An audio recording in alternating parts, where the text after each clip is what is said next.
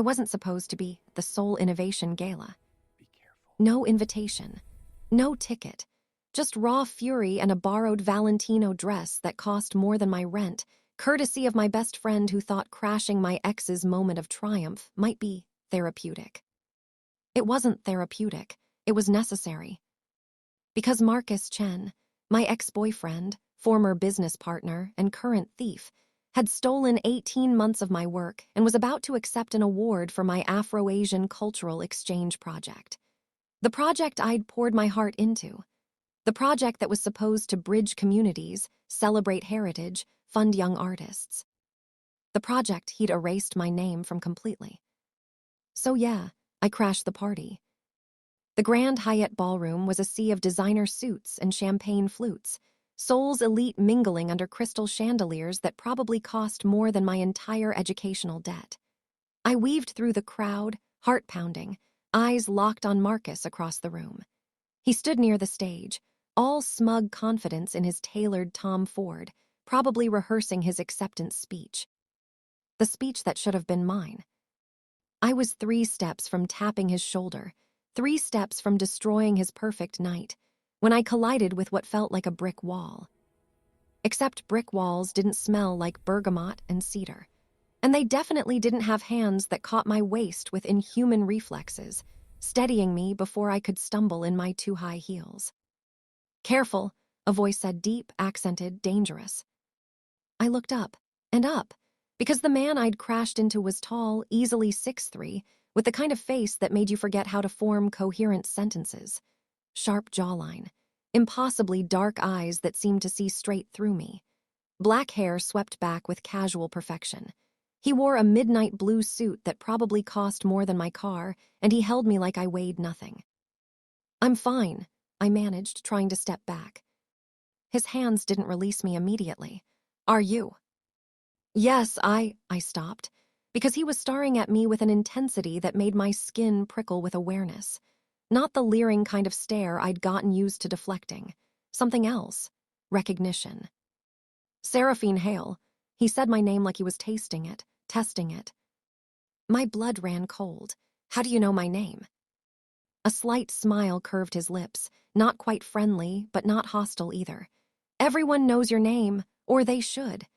His English was flawless but carried the precise edges of someone who'd learned it as a second language. "The question is, what are you doing here?" "That's none of your..." "You're not on the guest list." His gaze swept over me, assessing. "Which means you crashed, which means you're here for trouble, and judging by the way you were looking at Marcus Chen."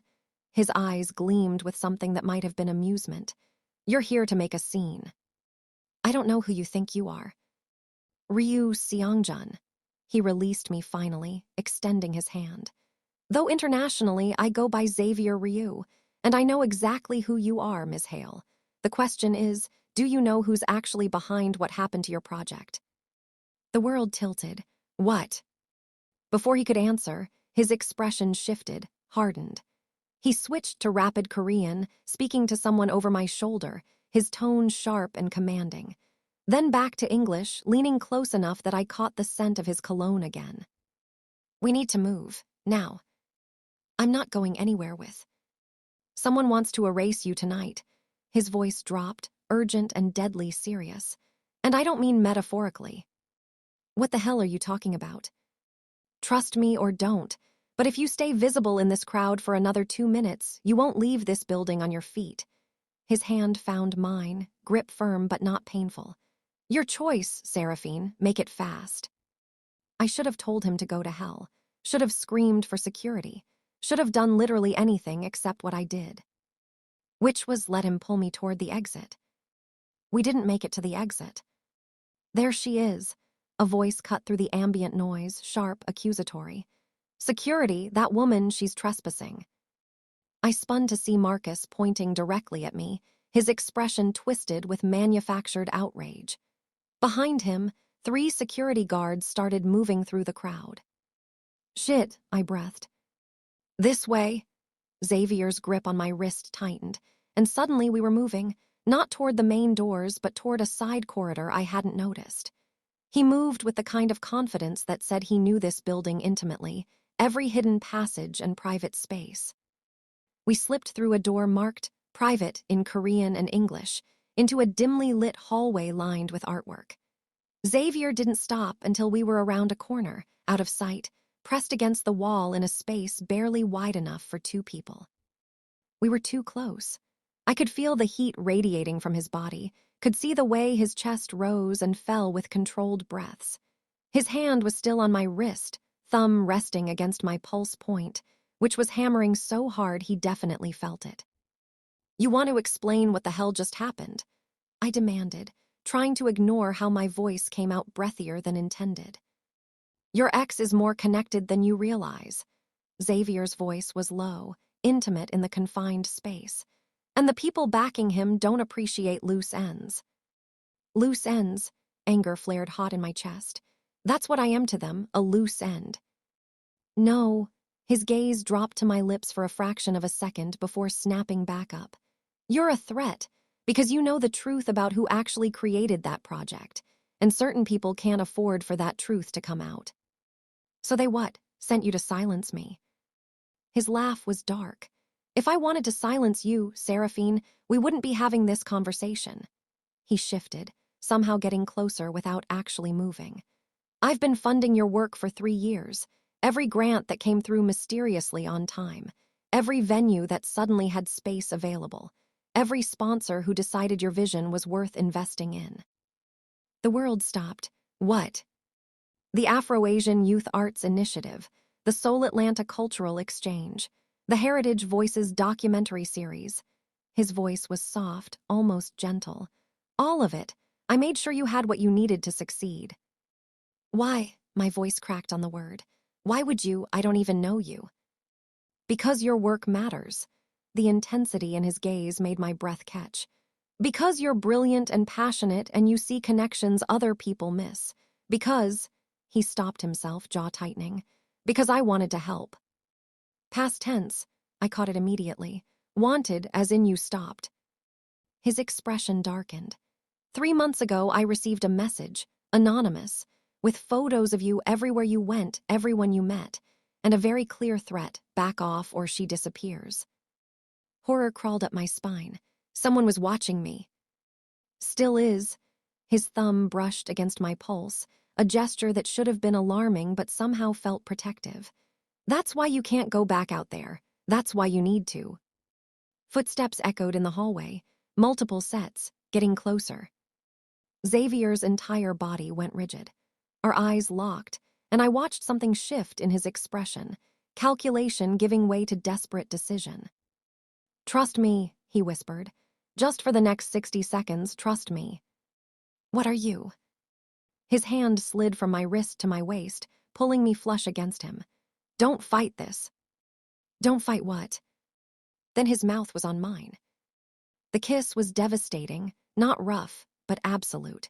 His lips moved against mine with the kind of confidence that suggested he knew exactly what he was doing, and I was helpless to do anything but respond. My hands came up, whether to push him away or pull him closer, I honestly couldn't tell, and fisted in his suit jacket. Heat exploded through my body. This wasn't a casual kiss, wasn't even a particularly friendly kiss. This was claiming, possessive, designed to make a statement. And God help me, I kissed him back. His hand splayed across my lower back, the other coming up to cup my jaw, tilting my face to deepen the kiss. I made a sound I'd probably be embarrassed about later, something between a gasp and a moan, and felt him smile against my lips. Footsteps rounded the corner. Xavier pulled back just enough to rest his forehead against mine, both of us breathing hard. "Follow my lead," he murmured. Then he turned to face the 3 security guards who just found us, keeping his body angled protectively in front of mine. "Is there a problem?" His voice was pure authority, the kind that made people instinctively defer. The lead guard shifted uncomfortably. "Sir, we're looking for an unauthorized guest." "You found her." Xavier's arm wrapped around my waist, pulling me to his side. "My fiancé, who is absolutely authorized to be here, with me." The silence that followed was deafening. "You're—" the guard's eyes went wide. "Mr. Ryu, we didn't realize." Clearly, Xavier's tone could have frozen fire. Is there a reason you're harassing my future wife?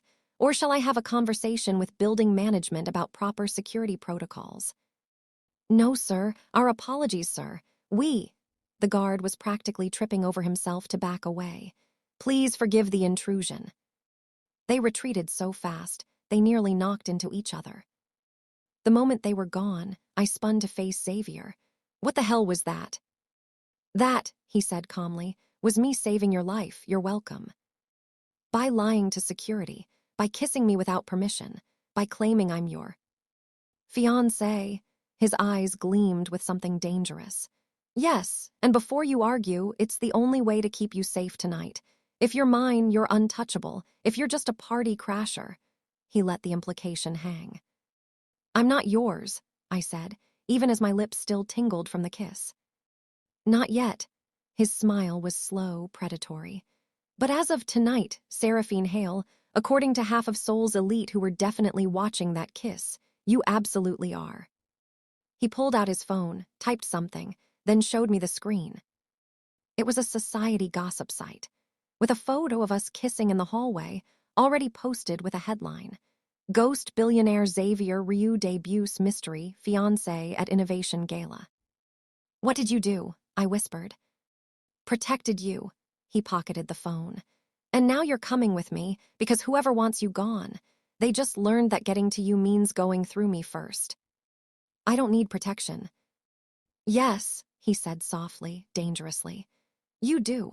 And whether you like it or not, I'm the only thing standing between you and whoever wants to erase you from your own story. Our eyes locked, and for the first time since crashing this party, I realized I might be in deeper trouble than I thought. Just not the kind I'd been expecting. Waking up in a stranger's penthouse is disorienting. Waking up in Xavier Ryu's penthouse, after a night where he'd kissed me, claimed me as his fiancé, and then insisted I couldn't go home because it wasn't safe, was something else entirely. I sat up in the guest room bed, taking in the floor-to-ceiling windows with a view of Seoul that probably cost more than my entire apartment. The sheets were Egyptian cotton. The decor was minimalist luxury. And I was still wearing the borrowed Valentino dress because Xavier's solution to my "I have no clothes" problem had been, "We'll handle it in the morning." Morning had apparently arrived.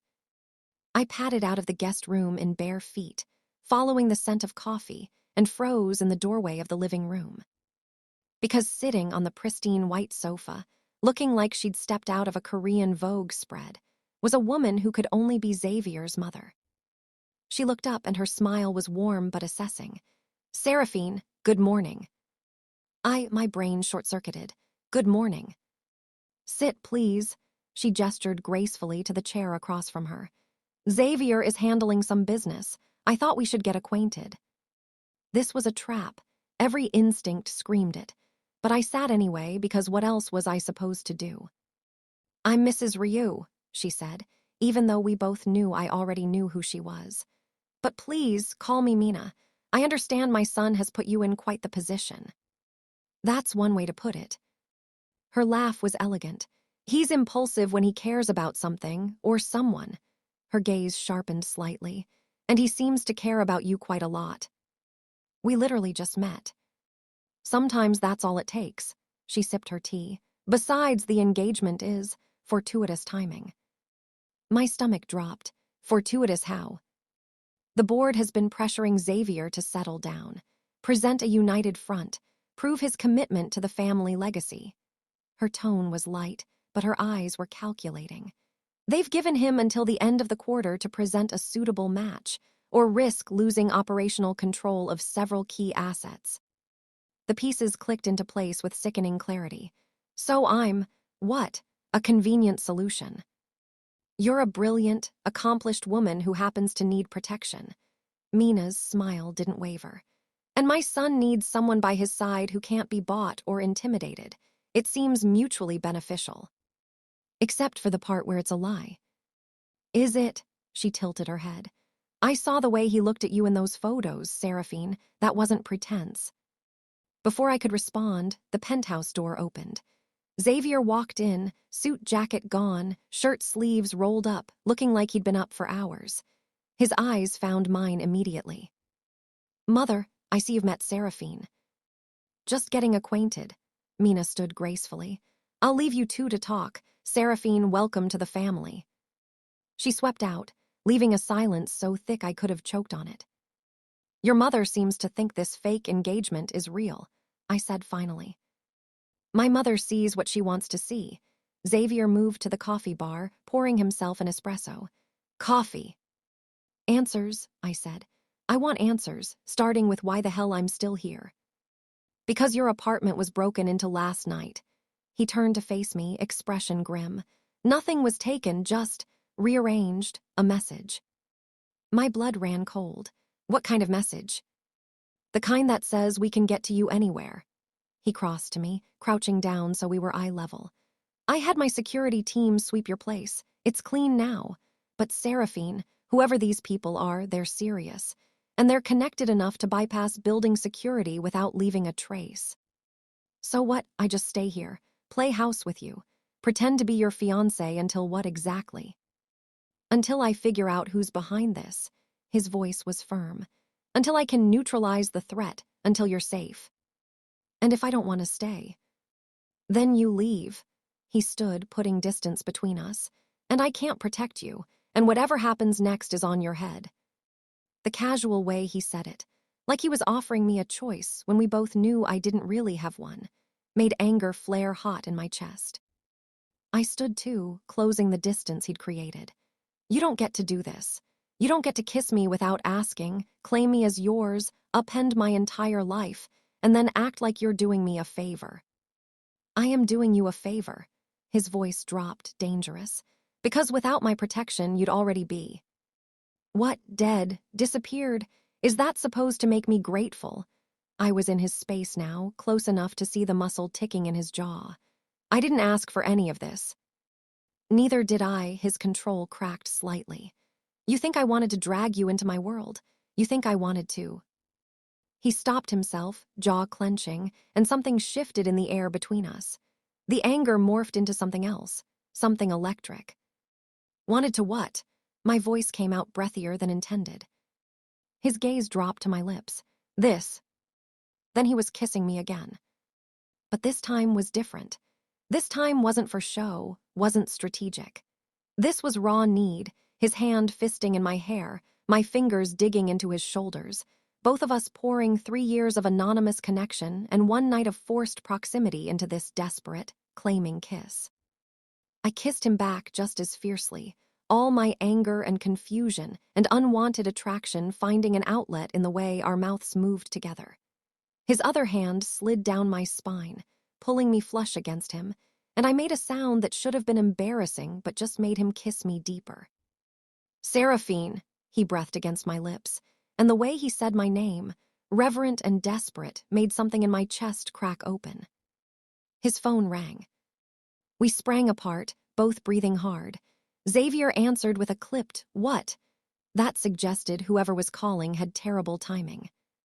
His expression shifted as he listened, hardening into something cold and furious. "Send me the link," he said finally and hung up. "What?" I asked, still trying to regulate my heartbeat. He pulled up something on his phone, then wordlessly handed it to me. The gossip site from last night had updated.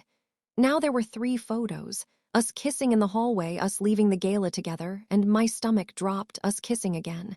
Just now, in this apartment. The headline, Xavier Ryu's mystery fiancé, society princess or social climber. Sources say she orchestrated viral moment for fame. What? I stared at the screen in horror. How did they even get photos from inside your penthouse? Someone's watching us. Xavier's voice was deadly calm. Someone with resources and motivation to destroy your credibility before you can expose what Marcus did. This is insane. I sank onto the sofa, head spinning. My entire life is imploding.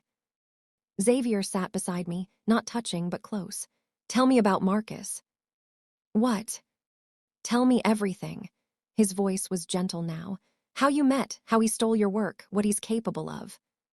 So I did. I told him about meeting Marcus at a cultural exchange program 3 years ago, about how we'd bonded over shared passion for bridging communities, about falling in love, or what I'd thought was love, about co-creating the Afro-Asian initiative that was supposed to change everything, about finding out 6 months ago that he'd been systematically cutting me out, removing my name from documents, redirecting funding, building his own reputation on my work, about confronting him, about his casual cruelty. No one's going to believe you co-created anything, Seraphine. You're good at ideas. I'm good at execution. That's just how the world works. About the harassment that followed when I tried to go public, the threatening messages, the professional sabotage, the way doors that used to open for me suddenly slammed shut. By the time I finished, my throat was tight with unshed tears. Xavier was silent for a long moment. Then, he's not acting alone. What? No one person has that kind of reach. The coordination, the resources, the media manipulation. He shook his head. Someone with serious power is backing him. Someone who benefits from you being discredited and removed from the narrative. But who would? That's what we're going to find out. He stood, extending his hand. And then we're going to destroy them. The intensity in his voice made me shiver. Why are you helping me? Because, he stopped, something vulnerable flickering across his features before the mask returned. Because you deserve justice, and because I can. It wasn't the whole truth. I could see it in his eyes, but I took his hand anyway. Okay, I said, what do we do? His smile was sharp as a blade. We make them think they've won. We play the roles they expect. You stay here, we maintain the engagement story, and while they're focused on the scandal, his eyes gleamed. We gather evidence, and then we burn their entire operation to the ground. I paused. That's actually kind of brilliant. I know. He helped me to my feet.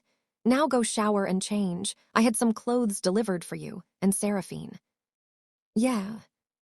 Don't trust anyone except me. Not my mother, not my staff. No one. His grip on my hand tightened slightly. Promise me.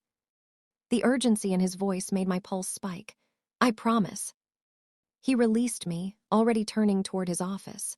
We start in an hour. I have some calls to make. I headed back to the guest room, my mind spinning with everything that had just happened.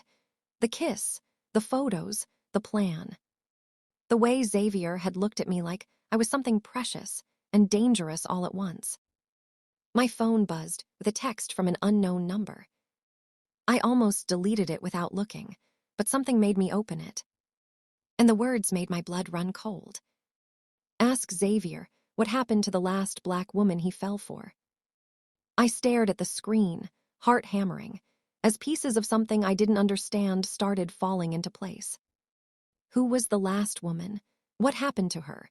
And why did I suddenly feel like I was standing on the edge of a cliff with no idea how far the drop went?